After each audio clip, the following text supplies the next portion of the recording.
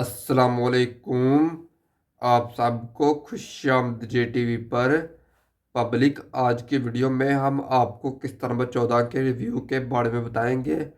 इसके साथ साथ हम आपको ये भी बताएंगे कि हलीमा ने दुल्हन के तीर मार दिया है, तो क्या उस तीर की वजह से दुल्हन की शादी हो सकती है या फिर नहीं।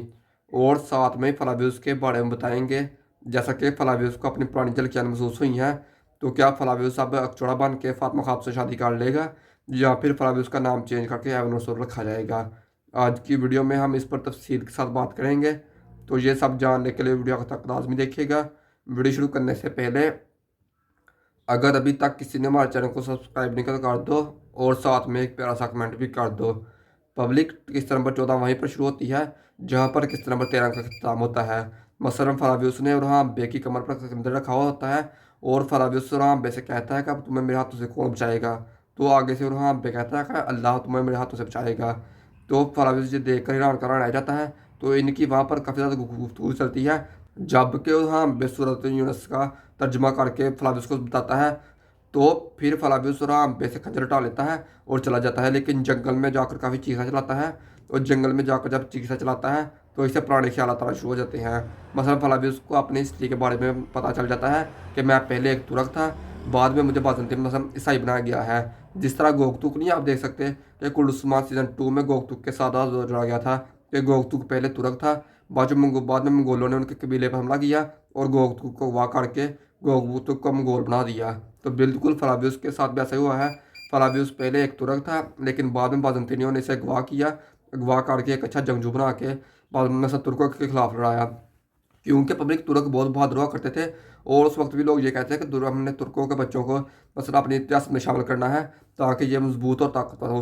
क्योंकि आप दुर्ल में देख चुके हैं कि जब उस्मान बे छोटे थे तो इनको अगवा किया गया था। मतलब इनको अगवा करने की कोशिश की गई थी और इनके दिमाग के साथ खेलने की कोशिश की गई थी ताकि इसे मंगोलों के मतलब तुर्कों के खिलाफ लड़ाया जाए।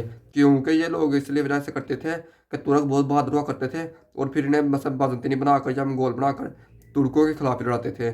जबकि ये इस चीज़ में कामयाब भी हो जाते थे, लेकिन कुछ हद तक ये नाकाम ही रहे। ज़्यादातर इसमें ये कामयाब नहीं हो पाए।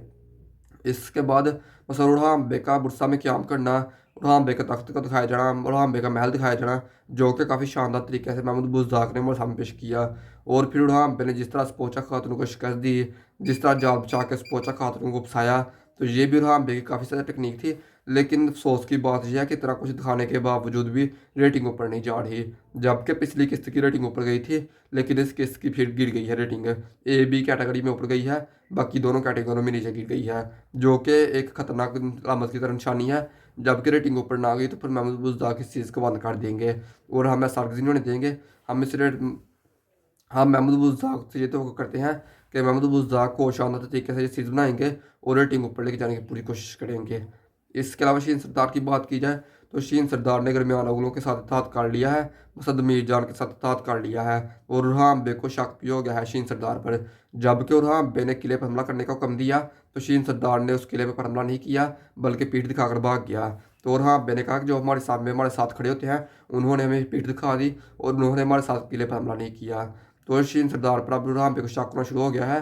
तो अब बुरहान बे शीन सरदार की तरफ है, मसा पूरी तवज्जो शीन सरदार की तरफ लगाएंगे कि शीन सरदार गद्दार है या फिर दोस्त है। इसके अलावा पब्लिक फलाबियुस का और जरगते का वहाँ पर मसला तलवारबाजी चलाना वो काफ़ी अच्छा था। मसला फलाबियुस ने जरगते को शहीद नहीं किया, बल्कि ये कहा कि तुम एक दलेर सिपाही हो और तुम जख्मी हो, तुम इस हालत में मेरा मुकाबला नहीं कर सकते और तुम अब बुरहान के पास चले जाओ। जबकि फलाबियुस की रहम दिली ही हमारे दिलों पर राज कर रही है। फलाबियुस एक दुश्मन होने के नाते नाते एक अच्छा दुश्मन है और एक रहम दिल इंसान है।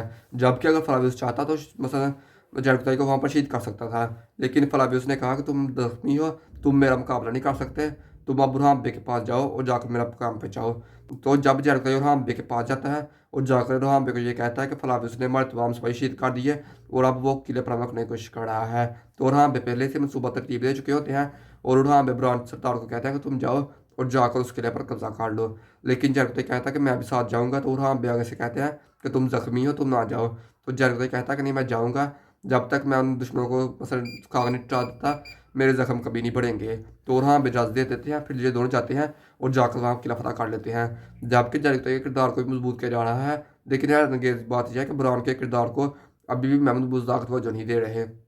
जबकि कुर्डुस्मान में भी बुरहान के किरदार को इतनी तवज्जो नहीं दी गई। बुरहान को सिर्फ उस माँ के साथ खामोश करा दिखाया गया। तो अब कुर्डुस्तान सीरीज में बिल्कुल ऐसा हो रहा है, जबकि जडती के किरदार पर तवज्जो दी जा रही है और जडती को काफ़ी अच्छा स्क्रीन टाइम मिल रहा है। इसके अलावा फातिमा खातून और फलावियो सामने सामने आ चुके हैं। मतलब जंग आमने सामने आए हैं और फातिमा खातून ने फलावियो से ये कहा है कि तुम्हारी मोहब्बत मेरे दिल में आपको अभी भी जला रही है। मसलन मैं अभी भी तुम्हारी मोहब्बत को अपने दिल से निकाल नहीं रही। तो ये फलावियो पर फातिमा खातून की सच्ची मोहब्बत है, जो कि इन दोनों के दिलों में से नहीं निकलेगी। तो फातिमा फलावियो की असल की कथन के बारे में हम आपको वीडियो के आखिर में बताएंगे। पहले हलीमा पर और दुर्सन पर बात कर लेते हैं। तो पब्लिक, ये जो हलीमा ने दुर्सन के तीर मारा है, इस तीर से दुर्सन की शादी नहीं होगी, बल्कि दुर्सन जख्मी हो जाएगा और फिर दुर्सन का इलाज किया जाएगा। जबकि दुर्सन एक शहजादा है, तो हाँ बेसिस के साथ शहजादा वाला सूल करेंगे। जबकि एक तरफ ज्यादती की है, जबकि दुर्सन ने कोई भी गद्दारी नहीं की और बे के साथ मतलब कोई भी ऐसी बात हुआ तो अपने भाई जान को नहीं बताई। लेकिन फिर भी बे ने दुर्सन को काफ़ी ज़्यादा मारा, मतलब काफ़ी ज़्यादा जुल्म किया, जो कि मुझे अफसोस हुआ जब दुर्सन मतलब जब बे दुर्सन को मारे थे और दुर्सन खामोशी से वो मार खाता जाएगा, तो मेरे आंखों में आंसू आ गए। क्योंकि दुर्सन एक बेकसूर है और जब बेकसूर पर जुल्म किया जाए तो ऑटोमेटिक आंखों पर आंसू आ जाते हैं, जो कि बे ने सारा साल गलत किया। और बे को चाहिए था कि पहले इस पर तफ्तीश करते हैं कि दुर्सन ने कोई गद्दारी की भी है या फिर नहीं। अब हम चलते हैं फलाविस की तरफ। तो बड़ी फलाविस आप इस्लाम कबूल कर लेगा। आने वाली 2-3 किस्तों में फलाविस का इस्लाम कबूल हो जाएगा और फलाविस का नेम चेंज करके मतलब एवनोट सोलो रखा जाएगा। तो जब एवनोट सोलो ऐसा नाम रख दिया जाएगा, तो फिर फातिमा खातून किसी ना किसी को बता देगी कि मैं फलावियो अकचोड़ा से मोहब्बत करती हूँ, अकचोड़ा ही फलावियोस है। तो फिर इन दोनों की शादी हो जाएगी। किस किस को फलावियोस की और पूछा किस किस को फलावियोस की और फातिमा खातून की शादी का बेसब्री से इंतजार है, हमें कमेंट में बताइएगा।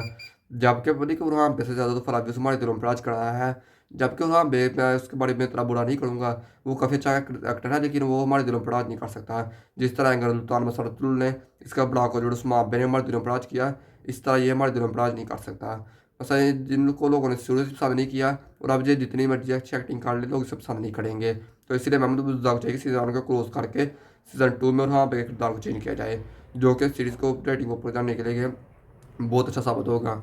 आप लोगों की इसके बारे में क्या राय है, हमें कमेंट में बताइएगा।